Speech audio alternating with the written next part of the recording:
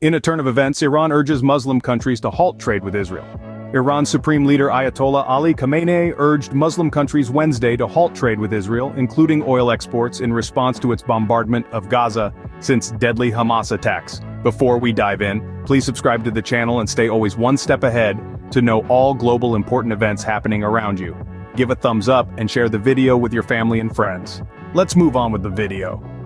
Israel has been pounding the Gaza Strip since Hamas gunmen stormed across the border on October 7th and killed more than 1,400 people, most of them civilians, according to Israeli officials. The bombing campaign has killed more than 8,500 people, two-thirds of them women and children, according to the Hamas-run health ministry. Islamic governments must insist on quickly ending the crimes, Khamenei told a gathering of students in Tehran. Muslim countries should not cooperate economically with the Zionist regime, Israel, he said, calling for a block on oil and food exports. Khamenei lambasted Western governments who stood against Palestine, naming Britain, France, and the United States. The Muslim world must not forget who is putting pressure on the population of Gaza. It's not just about the Zionist regime, he said. Defense Minister Mohammad Reza Ashtiani warned certain European countries which help Israel to be careful not to anger Muslims. Iran, which supports Hamas financially and militarily, has hailed the militant group's attack on Israel as a success, but denied any involvement. President Ebrahim Raisi has said Iran sees it as its duty to support the resistance groups, but insisted that they act independently. The White House has accused Iran of actively facilitating attacks on U.S. forces in the Middle East. On Friday, the United States announced a new round of sanctions targeting Hamas's funding networks and sources of support in Iran. But the question remains, will this proposal gain traction among Muslim countries?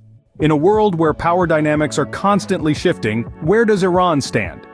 Iran, a major player in the Middle East, is throwing its weight behind Gaza in its conflict with Israel. After a deadly attack on a Gaza hospital, Iran's foreign minister called for the formation of a team of Islamic lawyers, their mission to document potential war crimes committed by Israel. This move is more than a mere diplomatic stance. It represents Iran's commitment to justice and its solidarity with Palestine. Iran is not just calling for accountability, it's actively advocating for it. This support extends beyond the legal realm. Iran's president has also urged Muslim and Arab nations to rally behind Palestine, emphasizing the need for collective action. Iran's actions are rooted in its unwavering support for Gaza, a position that has remained consistent over the years, despite the shifting tides of politics and power. As the conflict continues, Iran's stance is clear. It stands with Gaza, advocating for justice and rallying for support from other nations. As Iran takes a stand, the world watches and waits. In the face of crisis, how does the world respond? It's a question that's been put to the test in recent months as nations grapple with the escalating conflict in the Middle East. Amid Iran's calls for sanctions on Israel and its unwavering support for Gaza, the global response has been diverse, complex, and at times controversial. The United States, for instance, has been vocal in its solidarity with Israel. During a recent visit, the U.S. Secretary of State Antony Blinken urged restraint to protect Palestinian civilians, emphasizing the importance of avoiding harm to innocents. Despite this, the U.S. has also deployed an aircraft carrier battle group to the eastern Mediterranean in a show of support for Israel, a move that has drawn both praise and criticism. At the same time, the worsening conditions in Palestine have drawn international attention. In East Jerusalem's only refugee camp, life has become increasingly unbearable.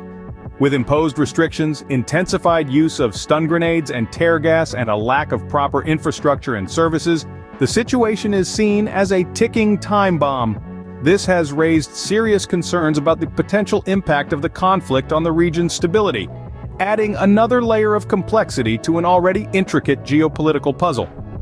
Meanwhile, various international organizations, including the United Nations and the International Committee of the Red Cross, have expressed their concern for the protection of civilians. They have called for the release of captives, the lifting of the siege, and the establishment of a humanitarian corridor to allow Palestinians to escape before a possible ground invasion.